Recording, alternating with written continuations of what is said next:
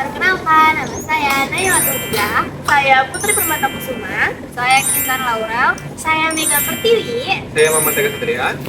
Dan saya Viola Amrina Rosada sebagai kameramen.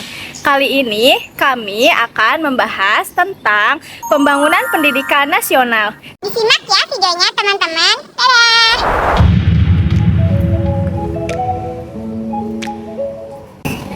Pendidikan merupakan fondasi utama dalam membangun bangsa. Melalui pendidikan, manusia diarahkan untuk berkembang menjadi pribadi yang cerdas, berakhlak, dan bertanggung jawab. Pembangunan pendidikan nasional bukan hanya membangun gedung sekolah, tetapi menciptakan sistem yang mampu mengembangkan potensial setiap peserta didik agar bermanfaat bagi diri sendiri, masyarakat, dan juga negara. Tujuan akhirnya adalah membentuk manusia Indonesia seutuhnya beriman, bertakwa, berilmu, dan juga berdaya saing yang tinggi. Pembangunan pendidikan nasional memiliki dasar yang kuat. Landasan filosofinya adalah Pancasila dan Undang-Undang 1945, terutama pasal 31 yang menegaskan hak setiap warga negara untuk memperoleh pendidikan. Landasan yuridisnya terdapat dalam Undang-Undang Nomor 20 Tahun 2003 tentang Sistem Pendidikan Nasional serta Peraturan Pemerintahan Nomor 19 Tahun 2005 tentang Standar Nasional Pendidikan. Kurikulum disusun untuk menciptakan suasana belajar yang aktif, kreatif, dan bermakna. Negara juga berkewajiban menyiapkan pendidikan dasar, membiayainya, meningkatkan keimanan dan ketakwaan, serta menjamin alokasi anggaran pendidikan minimal 20% dari APBN dan APBD. Tenaga pendidik dan kependidikan adalah ujung tombak pembangunan pendidikan. Mereka mencakup guru, dosen, konselor, pamong belajar, relawan, hingga tenaga administrasi. Sebagai pelaksana utama proses belajar mengajar, tenaga pendidik harus profesional, memiliki keahlian, dedikasi, serta tanggung jawab moral terhadap peserta didik. Selain itu, mereka berhak atas penghasilan yang layak, jaminan sosial, perlindungan hukum, penghargaan kinerja, dan hak kekayaan intelektual.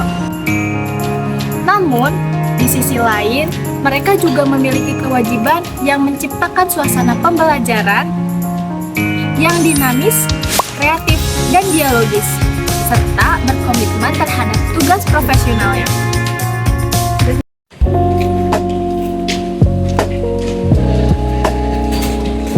Pemerintah berupaya memperluas akses dan daya tampung pendidikan melalui Gerakan Pendidikan Nasional.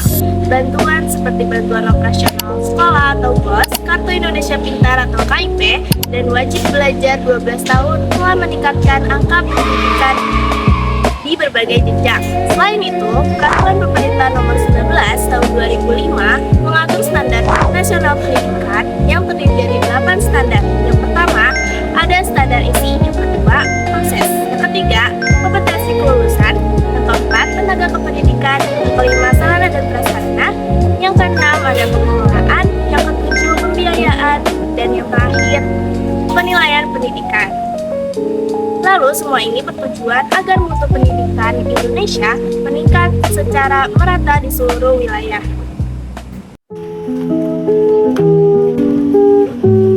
Meski banyak kemajuan, pembangunan pendidikan nasional masih menghadapi berbagai tantangan.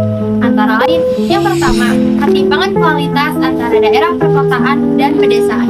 Yang kedua, kurangnya pemerataan fasilitas belajar di wilayah terpencil. Yang ketiga, rendahnya kemampuan literasi dan numerasi di sebagian peserta didik. Yang keempat, kesejahteraan guru yang belum merata. Dan yang kelima, adaptasi teknologi pendidikan yang belum maksimal. Untuk mengatasinya, pemerintah berfokus pada peningkatan mutu dan efisiensi pendidikan. Hal ini dilakukan melalui penguatan kompetensi guru, pengembangan kurikulum yang relevan, penyediaan sarana prasarana yang memadai, serta manajemen pendidik yang transparan dan efektif.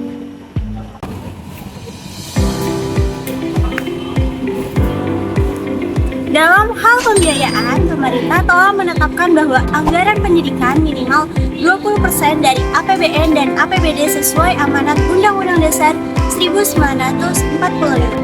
Dana ini digunakan untuk memperbaiki fasilitas, fasilitas pendidikan, meningkatkan kesejahteraan guru, serta memperluas kesempatan belajar bagi seluruh warga negara.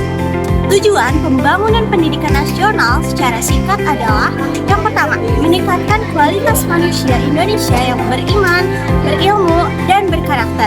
Yang kedua, mengembangkan sumber daya manusia yang cerdas, terampil, dan berbudaya saing tinggi. Yang ketiga, mewujudkan pemerataan kesempatan pendidikan untuk semua warga negara. Nah, memasuki era masyarakat ekonomi ASEAN, MEA, dan globalisasi, pendidikan juga harus menyiapkan SDM yang mampu bersaing di tingkat internasional. Karena itu, pemerintah terus mendorong pendidikan kejuruan, teknik, dan vokasi untuk mencetak lulusan yang siap kerja dan inovatif. Dengan pembangunan pendidikan nasional yang terarah dan berkelanjutan, kita berharap lahir generasi muda Indonesia yang cerdas, berkarakter, dan mampu membawa bangsa menuju kemajuan. Nah, bagaimana nih dengan videonya teman-teman? Semoga bermanfaat ya. Sekian penjelasan dari kami tentang materi pembangunan pendidikan nasional. Dadah! Eka, kamu ridho gak kalau aku ngucapin salam? Iya, Ridho. Assalamualaikum warahmatullahi wabarakatuh. Halo semuanya. Eka, kamu ridho gak kalau misalkan aku memperkenalkan diri? Iya, Ridho. Halo semuanya, nama aku Viola Amrina Rosada. Eka, kamu ridho gak kalau misalkan aku mau ngasih HP ini ke orang yang positive vibes? Iya, Ridho. Halo, nama aku Nailatul Iza. Eka, kamu ridho nggak kalau aku kasih HP ini ke orang yang soft spoken dan baik banget? Iya, Ridho. Halo, aku Putri. Eka, kamu ridho gak kalau misalnya aku kasih HP ini ke orang yang pepet ke kampus 1 jam? Iya, Ridho. Halo, aku Mega Pertiwi. Eka, kamu ridho gak kalau aku kasih HP-nya ke orang yang kelihatannya tuh cuek banget tapi aslinya tuh dia kocak? Iya, Ridho. Halo, aku Kentan Laurel. Aku bakal ngasih HP ini ke orang yang kalem and smart. Hai. Hai. Eka, kamu ridho nggak nerima kamera ini? Iya, Ridho. Oke. Dan saya Muhammad Tegar Satria dan kita akan memberikan materi mengenai peranan SDM dan juga pendidikan dalam pembangunan. Kalian ridho nggak sih kalau misalkan saya tutup kamera ini? Ridho! Bye-bye. Bye. Sebenarnya pasti kamu berpikir mengapa ada negara yang bisa maju pesat sementara yang lain masih tertinggal. Jawabannya sering kali bukan pada kekayaan alamnya, tapi pada manusianya. Sumber daya manusia yang terdidik dan juga berkelanjutan. Pendidikan bukan sekedar kegiatan belajar di sekolah. Ia adalah investasi jangka panjang bagi sebuah bangsa. Melalui pendidikan, manusia memperoleh ilmu, keterampilan, dan nilai moral yang menjadi modal untuk membangun kehidupan yang lebih baik. Semakin tinggi kualitas pendidikan, semakin besar pula kemampuan masyarakat untuk mengelola potensi alam, ekonomi, dan teknologi. Selanjutnya ada pendidikan dan ekonomi. Hubungan antara pendidikan dan ekonomi itu sangat erat. Pendidikan menghasilkan tenaga kerja yang produktif, inovatif, dan efisien. Inilah yang mendorong kemajuan ekonomi. Karena pembangunan tidak akan berarti tanpa manusia yang mampu menjalankannya. Namun, membangun manusia bukan hanya tentang kecerdasan intelektual. Pembangunan sejati adalah pembangunan manusia seutuhnya yang menggabungkan kemampuan berpikir, bekerja, dan berperilaku dengan moral dan keimanan. SDM yang berkualitas harus berlandaskan keseimbangan antara ilmu pengetahuan dan teknologi atau IPTEK, serta iman dan takwa atau IMTA.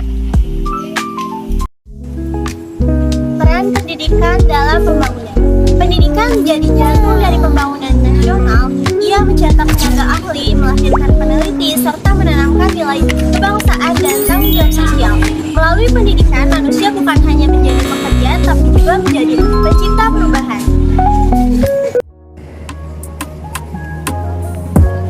Pendidikan adalah fondasi pembangunan, sementara manusia adalah pilar penyangganya. Ketika pendidikan diperkuat, SDM ditingkatkan, dan karakter bangsa dijaga, terjaga, maka pembangunan sejati bukan lagi mimpi.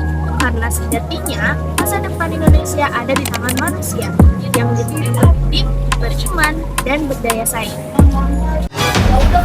Sekian video dari kami mengenai peranan SDM dan pendidikan dalam pembangunan. Kurang lebihnya mohon maaf. Wassalamualaikum warahmatullahi wabarakatuh. Saya Uya. Saya Nayalatul Izzah. Saya Nafa Indria Urbah. Saya Kintan Laurel. Saya Eko Patrio. Saya Muhammad Tega Satria. Saya Viola Amrina Rosada.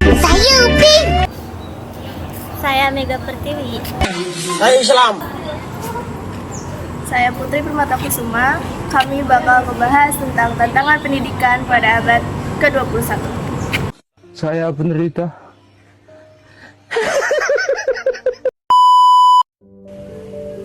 Kalian sadar gak sih kalau dunia sekarang tuh benar-benar banget? Sekarang, dunia pendidikan juga gak kalah kena dampaknya. Pada abad ke-21 ini, dunia mengalami perubahan besar di berbagai bidang, terutama teknologi, komunikasi, dan gaya hidup. Perubahan ini membawa dampak besar bagi pendidikan. Pendidikan sekarang bukan cuma tentang belajar di kelas, tapi juga bagaimana menyiapkan generasi muda agar mampu bersaing, beradaptasi, dan punya karakter kuat di tengah perkembangan zaman.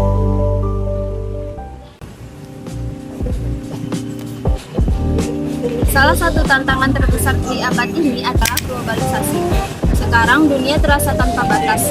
Budaya, informasi, dan teknologi luar negeri bisa masuk dengan mudah ke Indonesia. Ini bisa jadi peluang, tapi juga bisa jadi ancaman kalau kita nggak bisa nyaring pengaruhnya. Karena itu, pendidikan harus menanamkan nilai cinta tanah air dan kebanggaan terhadap budaya bangsa. Selain itu, perubahan sosial dan budaya juga makin terasa. Anak muda sekarang lebih dekat dengan internet dan media sosial, tapi sekarang merupakan nilai moral dan sopan santun.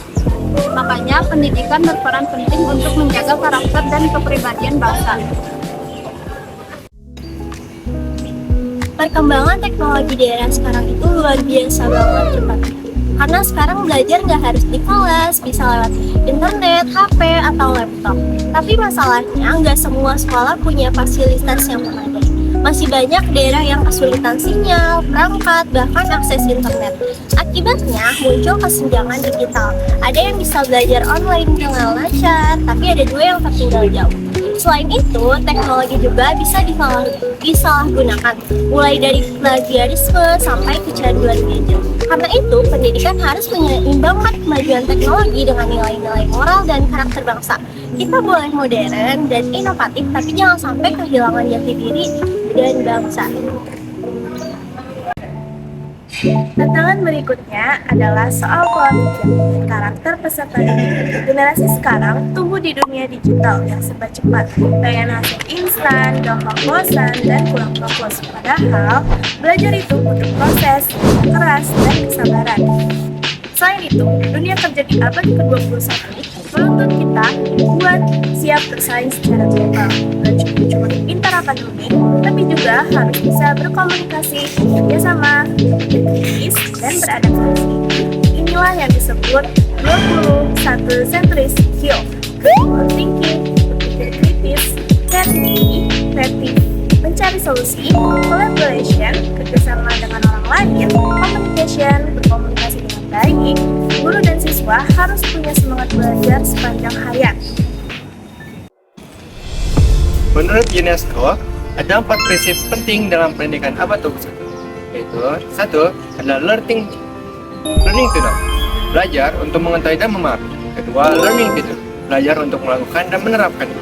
Ketiga, learning to be, belajar untuk menjadi pribadi yang mandiri dan juga bertanggung jawab. Dan terakhir, 4. learning to live together, belajar untuk hidup bersama secara damai dan saling menghargai. Keempat pilar ini menunjukkan bahwa pendidikan bukan hanya soal pelajaran di sekolah, tapi juga pembentukan karakter, keterampilan hidup, dan juga keseimbangan sosial. Selanjutnya, masa depan pendidikan. Masa depan pendidikan Indonesia bergantung pada kualitas guru, sistem pembelajaran, dan dukungan masyarakat. Guru perlu terus berinovasi, menciptakan suasana belajar yang seru dan inspiratif.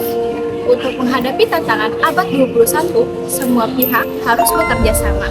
dalam integrasi teknologi dalam pembelajaran, peningkatan kompetensi guru, pemerataan fasilitas sekolah, penguatan pendidikan karakter, dan juga kerjasama global seperti proyek kolaborasi dan pertukaran pelajar. Kalau semua itu bisa diwujudkan, pendidikan di Indonesia akan mampu melahirkan generasi yang cerdas, berkarakter, dan berdaya saing global.